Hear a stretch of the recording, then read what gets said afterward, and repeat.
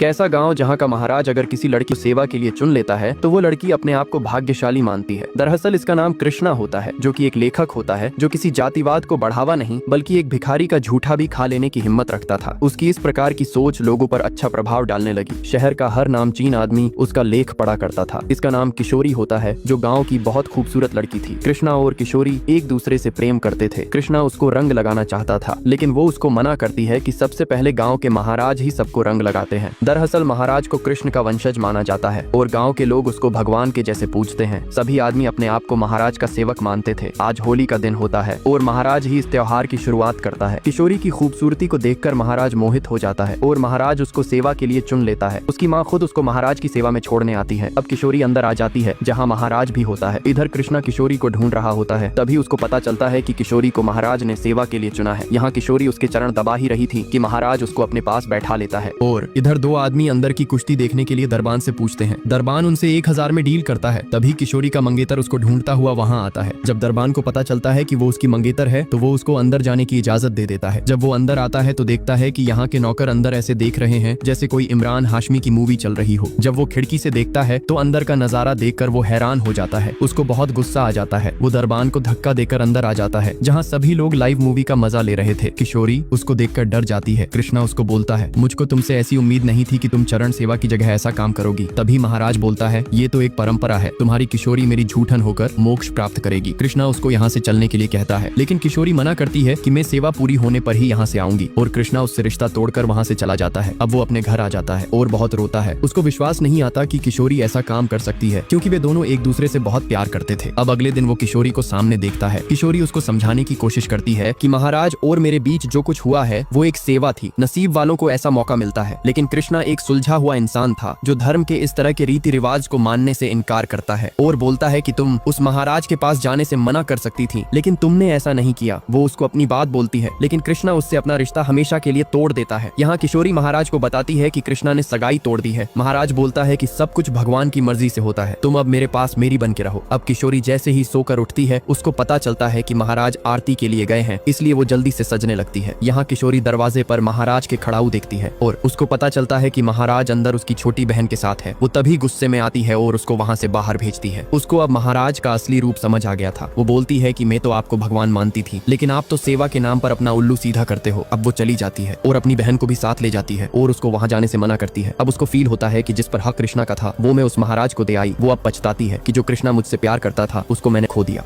कृष्णा अपनी मंगेतर को छोड़ देता है क्योंकि वो सेवा के नाम पर महाराज के साथ रही थी, क्योंकि इस गांव में महाराज को भगवान माना जाता है। यहाँ कृष्णा का बाप उल्टा उसी पर गुस्सा करता है कि तूने किशोरी के साथ रिश्ता क्यों तोड़ा। ये हमारे गांव की परंपरा है कि लड़कियां हवेली में सेवा देती हैं, लेकिन कृष्णा एक क्रांतिकारी विचारधारा का इंसान था। उसको ये गवारा नहीं था कि उसकी होने वाली बीवी किसी आदमी के पास जाए, लेकिन उसका बाप उसकी बात नहीं सुनता और उसके एक थप्पड़ मारता है। उसकी माँ भी उसको घर से निकल जाने को बोल देती है और वो घर से निकल जाता है। जब सुबह होती है वहाँ दो आदमी आते हैं जो कृष्णा का लेख पढ़ा करते थे और उसकी सोच की इज्जत करते थे। यहाँ महाराज अपनी मालिश करा रहा था कि तभी एक आदमी अपनी बहन को लेके आता है और बताता है कि मेरी बहन आपके बच्चे की माँ बनने वाली है। अगर आपने कुछ नहीं किया तो हमारी बहुत बदनामी होगी। लेकिन वो नहीं मानता, जिससे उसका भाई गुस्सा दिखाने लगता है। लेकिन उसकी बहन महाराज से माफी मांगती है और महाराज उसको धतूरे का लड्डू खिला देता है। उसका भाई खाने के लिए मना करता है, लेकिन वो महाराज की बात मान लेती है। रात को कृष्णा जा रहा था, तभी उसको आवाज सुनाई देती है। वो लड़का बताता है कि महाराज ने मेरी बहन को जहरीला लड्डू खिला दिया है क्योंकि वो पेट से थी। अब वो जैसे ही उसको हॉस्पिटल ले जाने के लिए बैलगाड़ी लेके आता है, वो देखता है कि वे वहाँ से गायब हो जाते हैं। वो उनको ढूंढने की बहुत कोशिश करता है, लेकिन वे उसको नहीं मिलते। वो एक आदमी से पूछ ही रहा था कि वो बताता है कि ये हवेली बहुत लोगों को निगल चुकी है। कृष्णा बोलता है, जब तुमको सब पता है तो आप कुछ करते क्यों नहीं हो। वो बोलता है कि महाराज की ताकत बहुत बढ़ चुकी है, मैं कुछ करना भी चाहूंगा तो मेरी भी आवाज हवेली में दबा दी जाएगी, लेकिन तू हवेली के बाहर से बहुत कुछ कर सकता है। देश के बारे में तो लिखते ही हो, हवेली के बारे में भी लिखना शुरू कर दो। लेकिन अखबार का संपादक कृष्णा को ऐसा करने से मना कर देता है कि महाराज के बारे में ऐसा करने का मतलब है कि अपने पैर पर कुल्हाड़ी मारना। लेकिन कृष्णा अपनी बात पर अटल रहता है। अब वो उसको किशोरी के बारे में बताता है कि वो तुमसे मिलने के लिए आई थी क्योंकि वो किशोरी को बहुत प्यार करता था, इसलिए उसको माफ करने के लिए मान जाता है। तभी वहाँ एक आदमी आता है और उसको अपने साथ ले जाता है। यहाँ वो आके देखता है कि किशोरी अब नहीं रही है, क्योंकि महाराज ने उसके साथ जो किया था उस वजह से वो कृष्णा से आंख नहीं मिला सकती थी। अब वो बहुत गुस्से में महाराज को चेतावनी देता है।